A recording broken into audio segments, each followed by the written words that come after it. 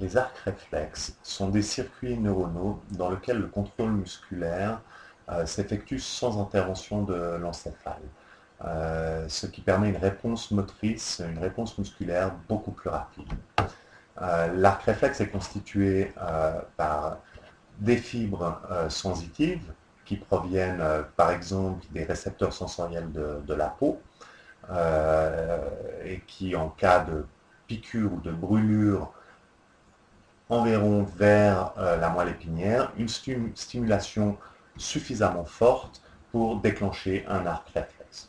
Donc les fibres sensorielles arrivent dans la moelle épinière via le ganglion spinal dans la racine postérieure, donc la racine sensitive, et dans la moelle épinière se trouvent ce qu'on appelle des interneurones qui vont connecter directement les fibres motrices, les fibres sensorielles aux fibres motrices qui sortiront de la moelle épinière par la face ventrale, la racine ventrale, et iront innerver les muscles de nouveau par le nerf spinal.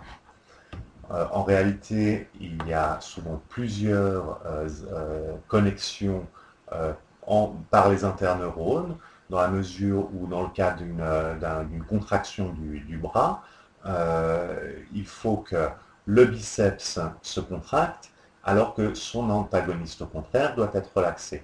Donc, les deux motoneurones qui innervent ces muscles, qui portent ce message efférent, dans le cas du biceps, seront excités, le motoneurone sera excité, et dans le cas de son antagoniste, le motoneurone sera inhibé. Ce qui permet donc une réponse musculaire beaucoup plus rapide. Bien sûr, l'encéphale va quand même être informé. Dans la moelle épinière, des fibres sensorielles seront acheminées via la moelle épinière vers l'encéphale. Il peut également, donc il va traiter l'information. Il peut y avoir également une réponse, donc un message efférent de l'encéphale, mais qui viendra après la contraction musculaire.